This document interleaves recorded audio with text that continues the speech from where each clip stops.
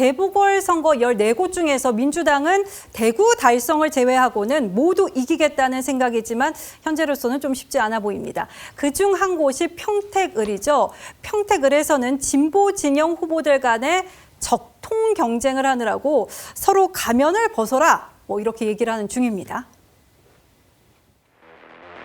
일부 상대 후보는 과거에 못된 악습에 아직 젖어 있으면서 그런 구태스러운 선거운동을 펼쳐나가고 있는 것으로 보입니다. 조국혁신당 후보가 조국혁신당 이름으로 승부를 해야지 왜 민주당이라는 가면을 쓰고 자꾸 선거를 합니까? 그래서 가면을 벗으라고 얘기하는 겁니다. 그리고 또 뭐 민주진영의 대표다라고 얘기를 하는데 누가 그 대표작을 줬습니까? 민주당에서 최근 뭐 진짜 가짜 이런 얘기 하시고 뭐 가면 이런 얘기 하시더라고요. 뭐 제가 가짜다 또는 뭐 가면을 쓰고 있다 하나하나 논박하고 싶은 생각이 없고요. 좀 초조하신가 보다 이런 생각합니다. 네, 민주당 조승래 선대위 사무총장 어제뿐 아니라 이틀 전에도 조국 후보를 가짜 민주당 후보라고 겨냥을 했었습니다. 조국 후보는 김용남 후보야말로 또 가짜 후보다 이러면서 유세복도 아예 흰색에서 파란색으로 바꿨거든요. 박 의원님, 네. 애저녁에 단일화는 물 건너 간 거고 정말 신경전이 치열합니다.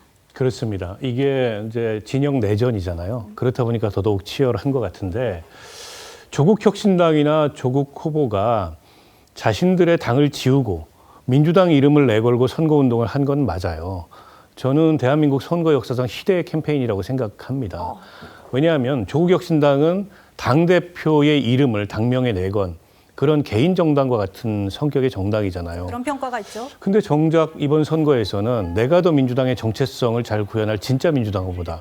그러면 조국혁신당이라는 당의 정체성이나 노선은 민주당의 노선을 잘 구현하는 거냐. 거꾸로 이렇게 묻지 않을 수 없어요.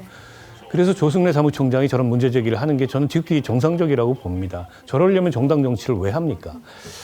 근데 다른 한편으로 보면 저는 저게 이제 민주당의 업보이기도 하다고 생각해요. 예, 업보다. 그러니까 민주당 정부에서 요직을 지낸 인물이고 그리고 지난 총선에 지민비조 이래가지고 사실상의 역할 분담을 했고 그때는 민주당의 그 지역에 출마한 후보들이 너도나도 조국 후보한테 그 지역에 좀 와달라고 했습니다. 그래야 선거 바람이 일어난다고. 맞습니다. 조국 후보 입장에서는 약간 격세지감이라는 그런 씁쓸한 생각이 들 것 같아요. 그래 놓고 이게 지역구에서 이해관계가 충돌하니까 조국 후보를 향해서 과거에 조국 사태 때 있었던 그런 내로남불까지 들춰가면서 문제 제기를 하고 있습니다. 조국 후보의 내로남불을 그때는 몰랐습니까? 저는 모르지 않았다고 생각해요. 그러나 정치검찰과 맞선다는 명분으로 그때 다 눈 감았잖아요. 근데 그런 똑같은 행위를 지금 민주당이 평택에서 하고 있어요. 김용남 후보 논란이 많이 터져나왔고 잘 해명이 안 됩니다. 네. 근데 대통령이 영입했고 민주당이 공천했다는 이유로 눈 감고 김용남 후보를 지지하자. 이게 조국 사태 때 조국 후보를 감쌌던 그 작동 원리하고 거의 똑같은 걸 반복하고 있습니다. 결말이 어떻게 지어지든 간에 후유증을 굉장히 크게 남길 거고요. 양당이 굉장히 서먹할 거예요. 그래서 통합 논의를 서로 지금도 부인은 안 하고 있습니다만 잘 될까 싶은 생각이 있습니다. 네, 성치훈 대변인님 지금 문득 생각이 났는데 유이동 후보가 이런 말을 했잖아요. 김용남 후보 같은 경우에는 지금 김용남 후보 본인과 싸우고 있다 이렇게 말을 했는데 결국은 저희가 단독 보도를 했었던 대법 관련해서 차명 얘기를 계속하고 있는 것 같아요. 근데 저희는 어느 정도 많이 해명을 했다고 보고 있고요. 차명이라는 말도 적절치 않다. 이미 본인의 실명 보유를 하고 있는 부분이 있었기 때문에 그리고 본인이 이 계좌나 이런 것들을 공개함으로써 배당금이나 이런 걸 받았던 적이 없다.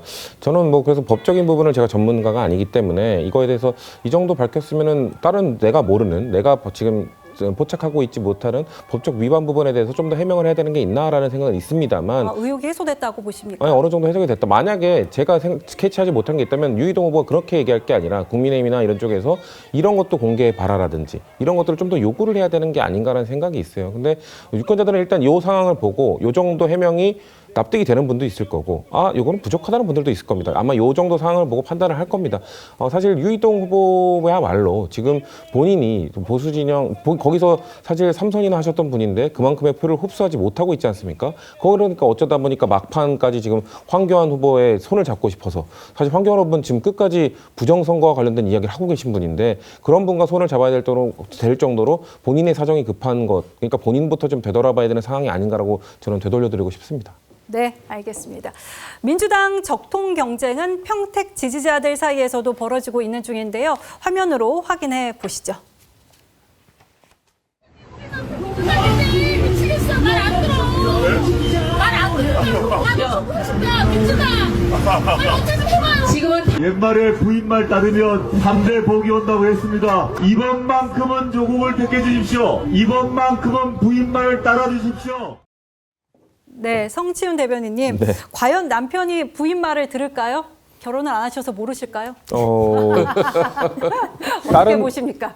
제가 수많은 결혼한 선배님들의 얘기를 미루어 봤을 때 네. 일단은 따르겠다고 하고 투표장 가서는 비밀 투표이기 때문에 알 수는 없죠. 네. 하지만 겉으로는 무조건 따른다고 해야 되는 걸로 알고 있습니다.